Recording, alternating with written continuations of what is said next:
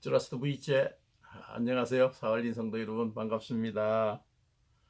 예, 이렇게 세월이 좋으니까 인터넷으로 매주 희미한 모습이지만 그래도 볼 수 있고 또 여러분들이 예배드리는 장면 카메라가 하나밖에 없으니까 여러분 이렇게 뒷머리만 보여요. 이렇게 전면에 찬양하고 우리 목사님들 인도하고 이렇게 설교하시는 거 다 볼 수 있는데 이게 성도님들을 이렇게 볼 수가 없어서 좀 아쉬운 면이 많아요.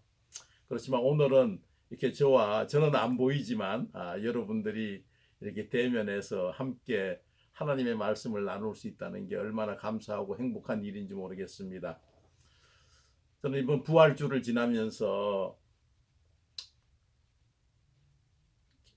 천 목사님이 이제 19일 날 한국으로 돌아오셔야 되는데 이렇게 천 목사님을 많이 생각을 해 보았습니다. 이 사할린 이 선교를 30년 전에 이 사할린 정말 이 동토의 땅에 들어와서 정말 죽으면 죽으리라 사역하시면서 많은 동료들을 얻고 또 믿음의 식구들을 얻고 그래하여 그 중에서도 이제 주의 종이 되어서 목회를 하시는 든든한 목사님들, 저는 우리 노예 목사님들 모여서 볼 때마다 얼마나 감사하고 든든하고 자랑스러운지 모르겠습니다.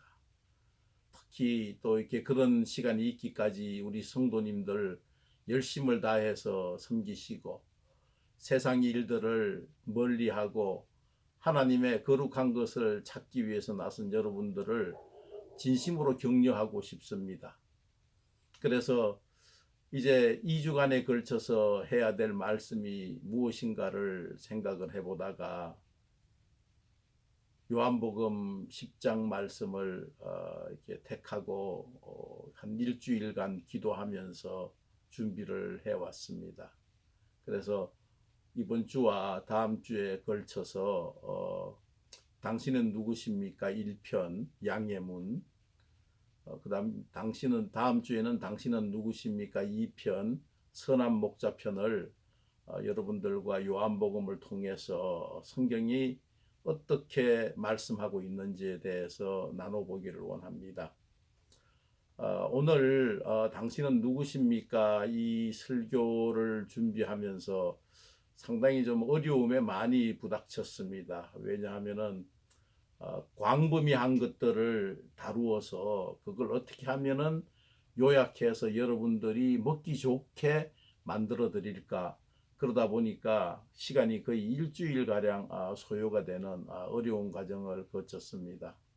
그래서 다소 좀 이렇게 범위가 넓고 좀 이렇게 딱딱하더라도 여러분들이 정말 이 중요한 이렇게 양예문과 선한 목자는 우리가 지금 현재 이 신앙생활을 하면서 교회 안에 들어오는 그 많은 일들, 교회 안에 들어오는 이렇게 세상 문화, 그 다음에 이렇게 교회 안에 들어오는 그런 사꾼 목자나 이런 그런 어려움 때문에 사실 성도들이 곤란에 처한 경우를 많이 봐왔습니다.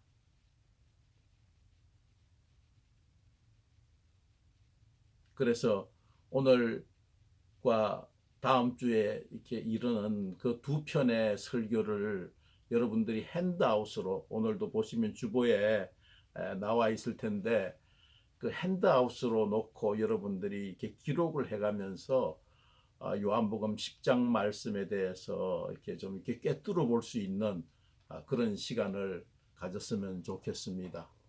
특별히 또 이렇게 통역 우리 하셔야 돼요. 예.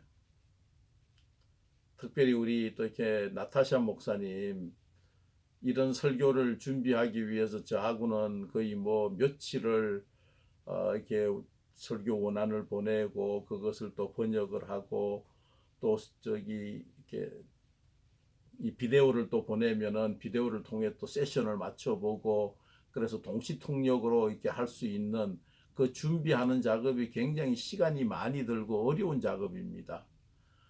그런데 이게 사할린에는 이 나타샤 목사님이 이렇게 그런 일을 정말 잘해주고 계시고 또 삼보에는 스베터 집사님이 또 하고 계시고 정말 이렇게 살리니 정말 이렇게 한민족을 통해서 복음을 전할 수 있는 준비를 요소 요소마다 하나님이 해놓은 것을 볼 때 정말 감탄하지 않을 수가 없습니다. 이것은 우리 개인의 일이 아니고 어떤 공동체의 일이 아니고 하나님의 일이기 때문에 그 일을 위해서 우리 모두를 내어놓고 섬기고 있는 것입니다. 세상 사람들이 뭐라고 그래도 어떻게 평가를 하든지 뭐라고 하든지 우리는 전능하신 하나님이 원하시는 길을 택해서 가는 성도가 되어야 합니다. 사람들에게 휩쓸리지 말고 주변 말에 귀 기울이지 말고 오직 오늘 말씀은 정말 하나님이 내게 무엇을 말씀하시고 하나님이 나를 어떤 길로 인도해 가시는지에 대해서 2주간에 걸쳐서 여러분들과 함께 나누도록 하겠습니다. 오늘 이렇게 첫 번째 제목은 당신은 누구십니까? 양의 문 편입니다. 양의 문 그러면은 굉장히 어떻게 해석하느냐에 따라서 상당히 이렇게 그 범위가 클 수가 있습니다. 오늘은 그 전반적인 범위를 다 다루어 보려고 노력을 많이 했습니다. 여러분 핸드아웃을 놓고 기록을 해가면서 이 2주간 그 시간을 정말 여러분들이 이렇게 놓치지 않는 시간이 될 수 있도록 해주시기 바랍니다. 우리는 이미 지난 몇 주 동안 예수님의 구속 사역의 절정이었던 십자가를 통해서 메시아적 사역의 의미를 이미 알아보았습니다. 오늘은 예수님 당신은 누구이십니까? 라는 제목으로 은혜를 나누고자 합니다. 우리는 교회에서 예수 그리스도에 대해서 끊임없이 들어왔고 때로는 1:1 제자 훈련이나 성경 공부를 통해서 좀 더 깊이 알아보는 기회도 가져봤을 것입니다. 그러나 예수를 모르는 불신자들이 갑자기 예수가 누구십니까? 하고 질문해 온다면 자기가 현재 처한 상황에 맞게 어디서부터 어떻게 설명해야 할지 당황해하는 분들이 적지 않을 것입니다. 대부분의 사람 통역하셔야죠. 대부분의 사람은 자기가 경험한 예수에 대해서 열심으로 이야기한다 해도 상대편에서 객관적인 입장에서 보면 당신 생각은 너무 막연해. 당신 생각은 논리에 맞지 않다고 생각할 수 있는 것입니다. 혹시 그 말을 이해할 수 있는 사람이 있다 할지라도 그 사람들은 어떤 생각을 하고 있겠습니까? 그 사람들의 생각은 예수 그리스도를 알고 믿는 것은 좋은데 그 다음에 그럼 당신의 삶에는 어떤 일이 일어났는지를 구체적으로 설명해 보라고 할 사람도 있을 것입니다. 우리가 그리스도인이라면 예수가 누구인지 분명히 자신 있게 말할 수 있어야 합니다. 우리가 그리스도인이라면 예수의 메시아적 사역에 대하여 담대하게 말할 수 있어야 합니다. 우리는 어디에서든지 어떤 어려운 상황 속에서도 예수를 따르는 제자임을 드러내야 합니다.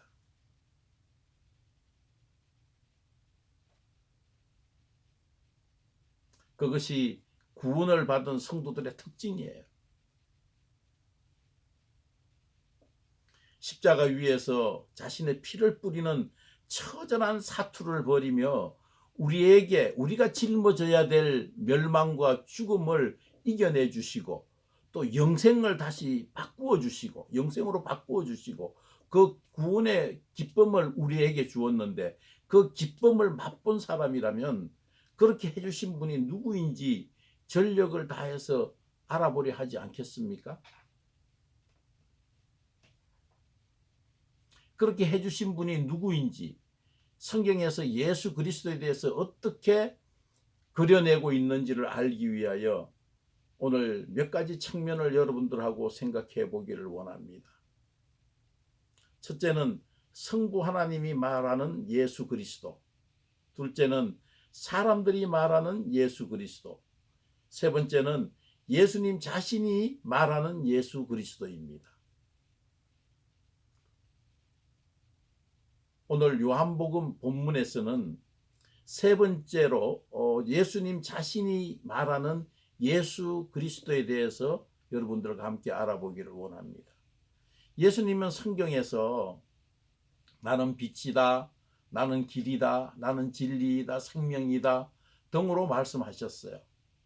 오늘 이 성경 구절에서는 그런 것과 조금 생소한 다른 양의 우리의 비유를 들면서 나는 양의 문이라고 말씀하고 계십니다.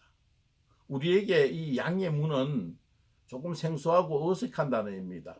나는 양의 문이다 라고 자신을 밝히며 접근해오고 있는 것을 주목하면서 성경 구절을 하나하나 짚어 나가 보도록 하겠습니다.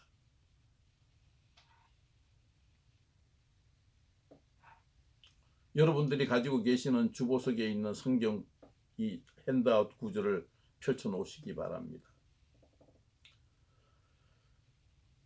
오늘 예수님의 나는 양의 문이다 이 선언을 이해하기 위해서는 그 당시 시대적인 환경을 먼저 이해하는 것이 도움이 될 것입니다. 첫 번째 관점은 율법과 복음의 시각에서 바라보는 문의 의미입니다. 정통 유대인들의 생활 속에서 율법은 그들의 신앙생활의 전부라고 해도 과하지 않을 정도로 율법은 중요한 것이었습니다. 그것을 유대민족은 토라라고 부릅니다. 모세오경을 어릴 때부터 그 사람들은 모세오경을 외우게 만듭니다. 아이들이. 그래서 모세오경을 다 외우고 있어요. 그만큼 그 히브리어로 토라라고 얘기하고 있고 헬라어로는 노모스라고 얘기를 하고 있습니다. 그래서 이 사람들은 그 모세오경에 관련돼 있는 그 하나님의 율법을 인생을 살면서 지키기 위해서 얼마나 노력을 하는지 몰라요.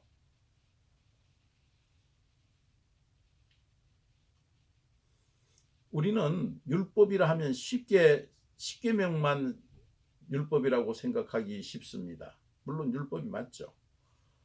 그러나 이 십계명을 문자적으로 해석하면 나는 죄진 것도 없고 지금도 어려운 사람 도우면서 착하게 살고 있는데 나도 열심히 하면 그 정도는 지킬 수 있겠다 라고 생각하는 분들도 간혹 있을 겁니다.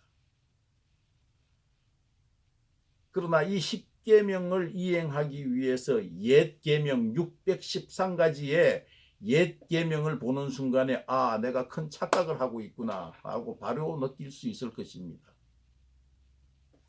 먹고 입고 자고 보고 느끼고 말하고 움직이고 생각하는 것 기타 등등 자유롭게 살 수 있는 기본적인 욕구와 동떨어진 규율로 가득 차 있습니다. 그것은 거룩한 하나님께로 가기 위한 노력의 과정이라고 볼 수 있지만 우리가 성화 과정에 있는 인간들의 수준으로는 거룩한 하나님의 양심에 가까이 가는 수준이 아니라 부정한 죄로 인해서 더럽혀진 우리의 양심을 정결하게 하는 수준에 머무는 것임을 우리가 알게 될 것입니다. 옛 계명 613가지 중에 하라는 명령이 248개나 됩니다. 하지 말라는 명령이 365개로 되어 있습니다. 이것은 평생토록 율법의 삶을 살아내어야 정결케 되는 것으로 이루어져 있는 것입니다. 특히 지켜야 할 절기와 제사법에 관한 규례의 예법은 우리의 상상을 초월하고 있습니다.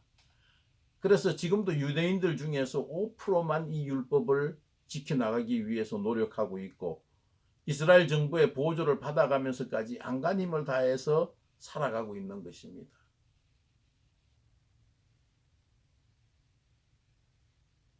이러한 율법은 거룩하신 하나님의 양심 앞으로 나아가기 위한 일부분으로 죄인된 우리 인간의 본성으로는 완전하게 지켜질 수 없는 것입니다.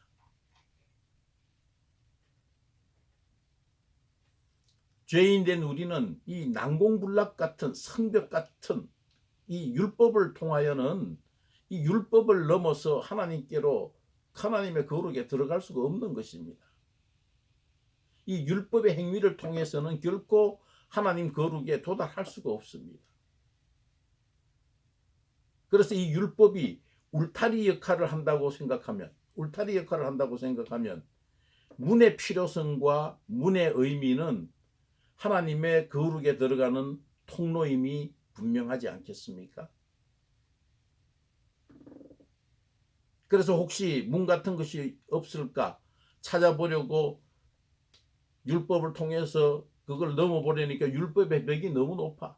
그래서 돌고 또 돌아보니까 율법이란 이 울타리, 이 성벽이 사방으로 꽉꽉 막혀서 하나님의 거룩에 들어갈 수 있는 방법이 없을 때에 예수님께서 우리가 하나님의 거룩에 들어갈 수 있는 문이 절실히 필요하다는 것을 아시고 길 잃은 양 같은 우리를 위해서 그 십자가에 오르신 그 피 묻은 나무로 문터를 만드시고 예수님 자신이 그 문이 되어 주시겠다는 말씀이 나는 양의 문이라는 뜻입니다.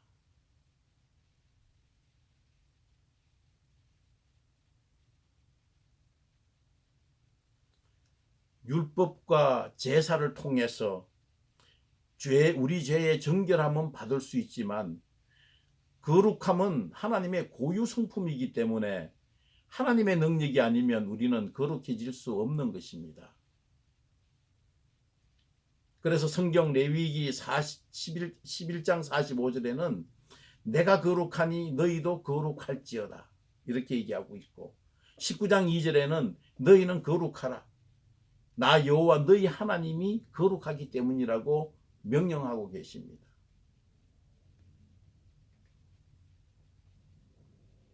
그러면 우리가 이룰 수 없는 우리 죄인된 우리 모습으로 이룰 수 없는 목표를 이루라고 하나님이 명령하시는 것은 왜 그런 명령을 하실까요?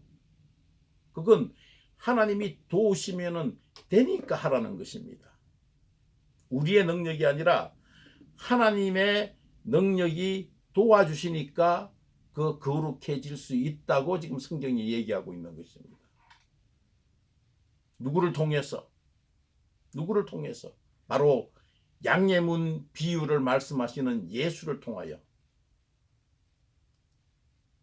율법을 복음으로 완성을 시켜서 우리를 거룩하게 하겠다는 하나님의 의지가 담겨 있는 엄청난 선언을 하시는 것입니다. 오늘 이 나는 양의 문이라는 이 선언은 그저 그냥 우리에 비유해서 양이 들락날락하는 위험으로부터 보호하는 이런 정도의 수준이 아니라 우리를 거룩하게 하겠다는 하나님의 의지가 담겨 있는 선언이라는 것입니다. 우리는 예수 그리스도가 단번에 죽으심으로 말미암아 두 번 다시 제사를 통해서 정결케 하는 피의 제사를 드릴 필요가 없어졌습니다. 그 이유를 성경 히브리서에는 이렇게 말하고 있습니다. 히브리서 10장 10절에 보면은 예수 그리스도의 몸을 단번에 들이심으로 말미암아 우리가 거룩함을 얻었노라 이렇게 말씀하고 있습니다. 예수님의 거룩함에 힘입어 예전에는 들어갈 수 없었던 지성소에 하나님의 양심 앞으로 나아갈 수 있게 되었습니다.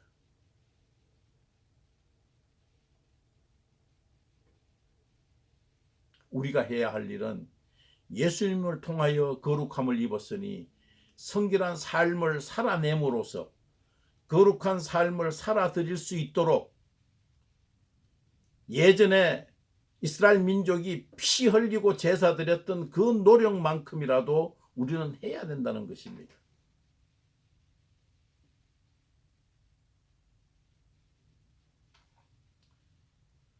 두 번째 관점은 양을 치는 광야의 현장에서 바라보는 문의 의미입니다.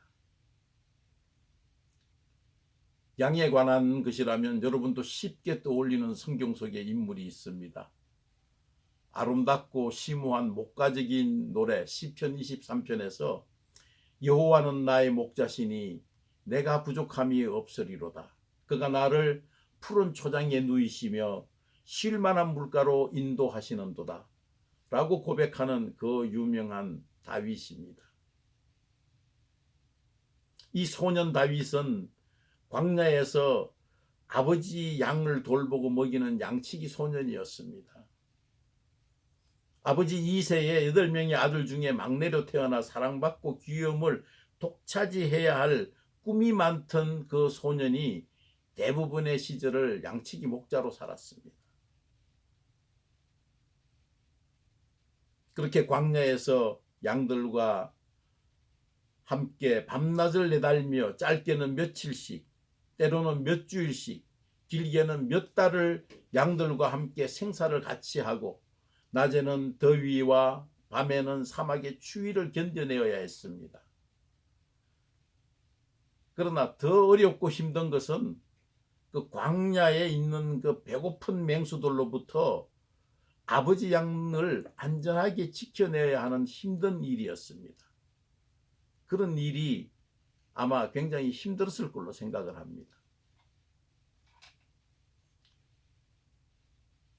맹수들의 울음소리가 들려오고 두렵고 긴 밤에는 그 얼기설기 만든 울타리 사이에 둘러쳐 놓고 거기에 자기가 들어 누울 만큼의 양의 문을 내고 그 사이를 자기가 문처럼 가로로 누운 후에 모은 두 손으로 굳게 잡은 지팡이를 자기 가슴에 가지런히 올려놓고 그러고 하늘을 바라봅니다. 황량한 바람 소리에 쏟아지는 밤하늘의 별빛을 올려다보고 하나님의 은혜와 보호하심을 바라고 기도하는 생활이 다윗에게는 자연스럽게 생활 속에 연속으로 이루어지고 있었습니다. 그 당시 양의 우리는 그 형태별로 나누어서 3가지 정도로 분류할 수 있지만 오늘은 광야에 있는 양의 우리, 그 양의 우리는 다윗과 같이 원거리 양치기를 하는 사람들을 위해서 나무로 대강 지어진 어설픈 것이었습니다. 그러나 그러한 어설픈 우리라고 할지라도 맹수들이 들어와서 양을 물고 끌고 갈 때는 문을 통해서 끌고 갈 수밖에 없기 때문에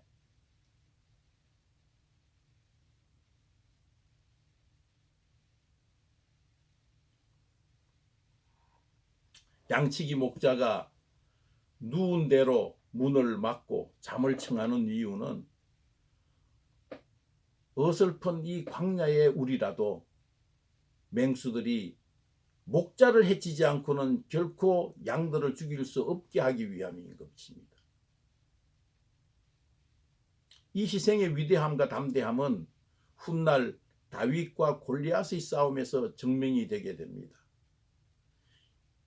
이스라엘과 블레셋과의 전쟁에서 거인 골리앗의 출현으로 풍전등화 같았던 이스라엘을 일개 양치기 소년이 나라를 구해내는 거짓말 같은 장면이 그 유명한 양치기 소년 다윗과 갑옷을 입은 거인 장수 골리앗의 싸움인 것입니다.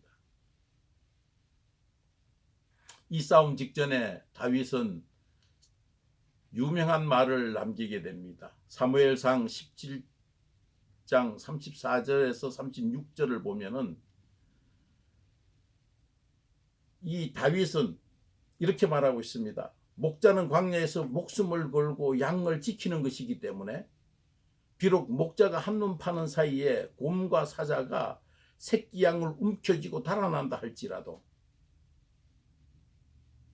그 사자를 달려가서 잡아 죽이고 그 발톱에서 그 입에서 양들을 구해내 왔다고 말하며 골리앗을 보고 저 할례 없는 블레셋 사람 쯤이야 짐승같이 되게 하리이다 라고 말합니다. 소년이, 일개 미소년이 그 장군, 거대한 장군이 싸우려고 기다리고 있는데 저 할례 없는 블레셋 사람쯤이야 짐승같이 되게 하리이다. 이 담대함이 여러분 신화 같은 얘기가 아닙니다. 골리앗은 갑옷과 칼과 방패와 단창으로 중무정하고 나왔습니다.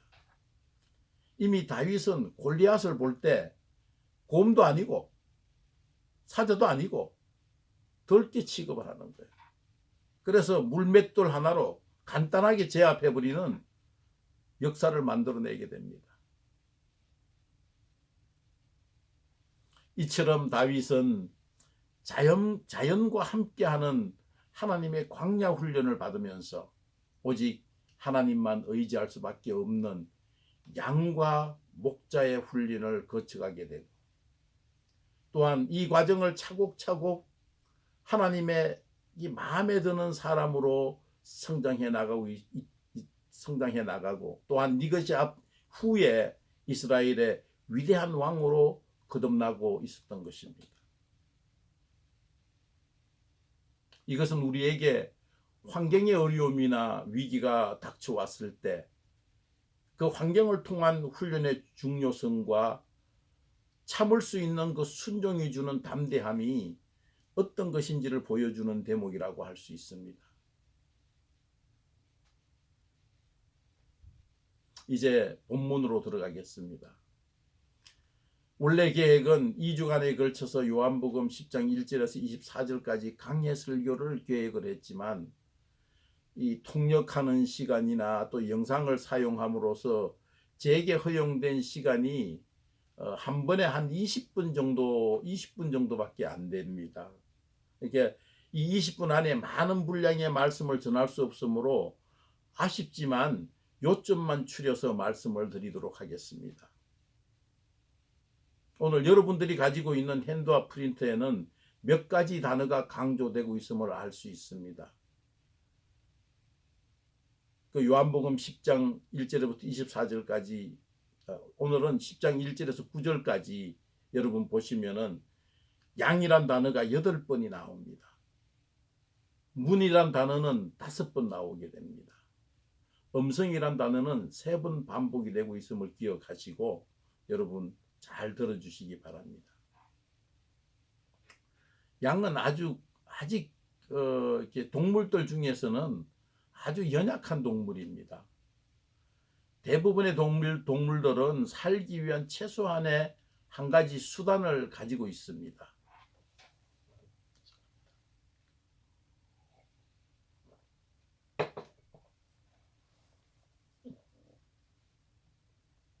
그것이 날카로운 발톱이나 뿔이 될 수 있고 이빨이 될 수 있고 또는 독이나 고슴도치나 무슨 정갈같이 이런 침도 될 수 있습니다.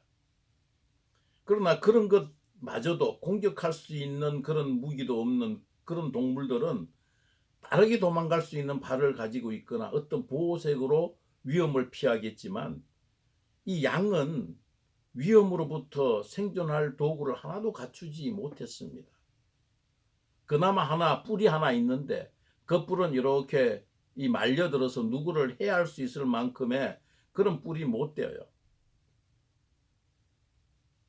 그래서 이 양은 목자 없이 혼자서는 생존할 수가 없는 동물입니다. 그 양이 생존하기 위해서는 목자의 음성을 듣는 훈련과 목자를 따라갈 수 있는 훈련을 해야 합니다. 우리 인간들은 만물의 영장이라고 자신만만하게 살아가고 있습니다. 그러나 우리가 나이 들어보면 알겠지만 혼자로서 살아가게 되고 결국은 혼자로서 죽을 수밖에 없는 양과 같은 흡사한 인생을 사는 것과도 같은 원리입니다.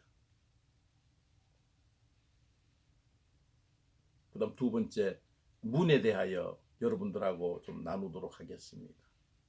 이미 이 문에 대하여서는 두 가지 관점을 제가 미리 말씀을 드렸습니다.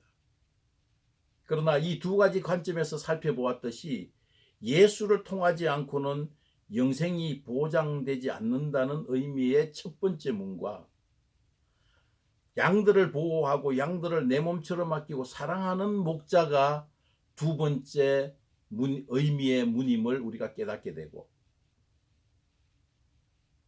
우리가 선한 목자가 지키는 정상적인 문을 통과하는 훈련을 함으로써 어느 곳이 나의 안전을 위한 양의 우리인지를 알게 되시기 바랍니다.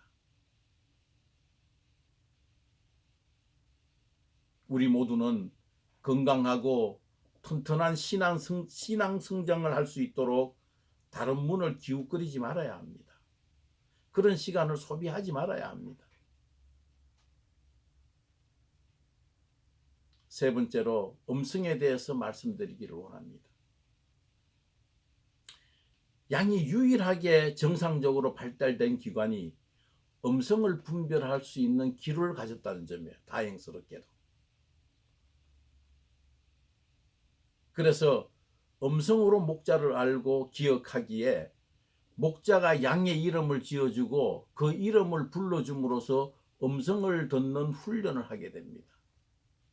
이렇듯 오늘 요한복음 10장 3절, 4절, 5절 말씀을 통해서 여러분 한번 읽어보시기 바랍니다. 합독해서 한번 3, 4, 5절 나타재 목사님 한번 좀 읽어주세요. 모두가 같이.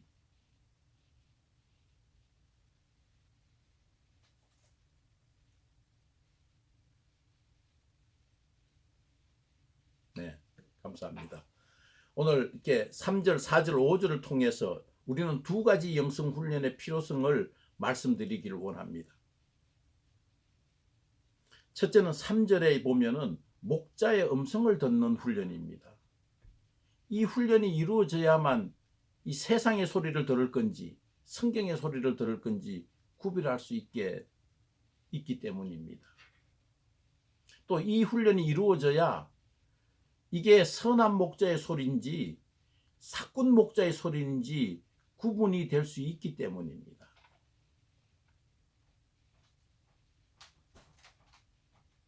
우리가 이게 유전호 은혜 중앙교회를 양의 우리라고 본다면은,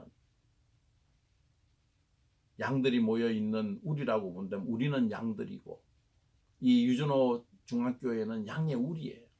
그러면은 그 양의 우리면은 그 문에 들어 누워서 짐승들이 들어올 때 그 문에 들어 누운 목자를 먼저 잡아먹지 않고는 양들에게 들어올 수가 없는데, 여러분들 앞에 누워 있는 목자가 누구입니까?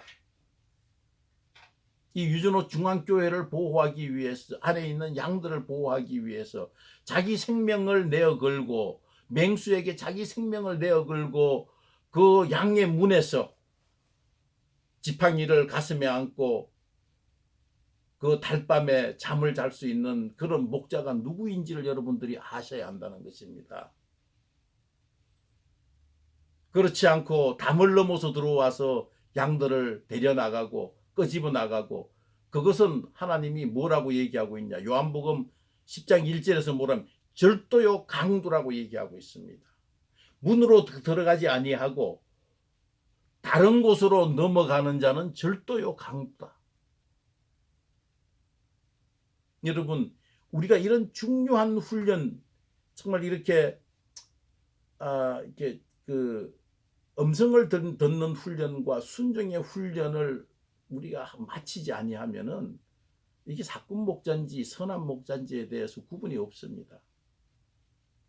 양들이 내 주인의 목소리인지 아니면 나를 데려가서 털을 깎고 가죽을 벗기고 잡아먹을 그런 주인인지에 대해서 구분이 안 간다는 것입니다.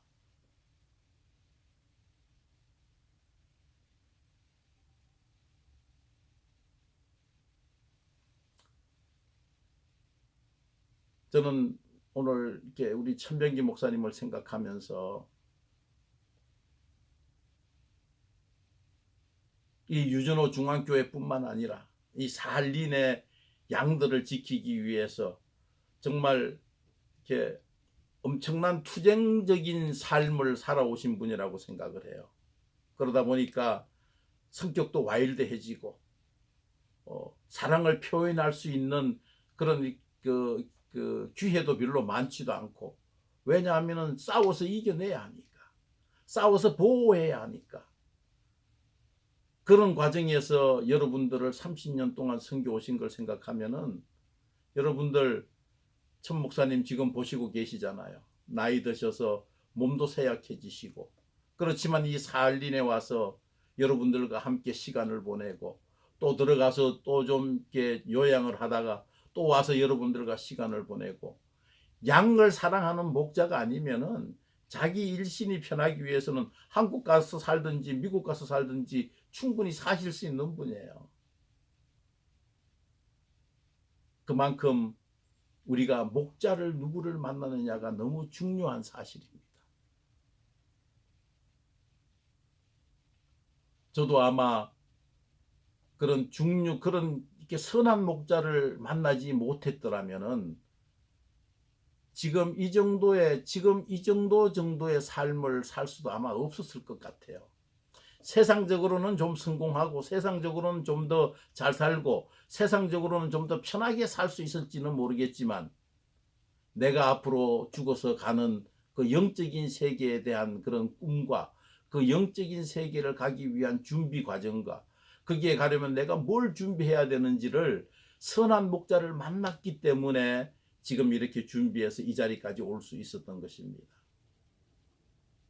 여러분, 우리 천 목사님, 우리 천사라 사모님, 우리 한번 일어서셔서 감사의 박수라도 한번 좀 해주시기 바랍니다. 두 분 일어나세요. 감사의 박수 드리겠습니다.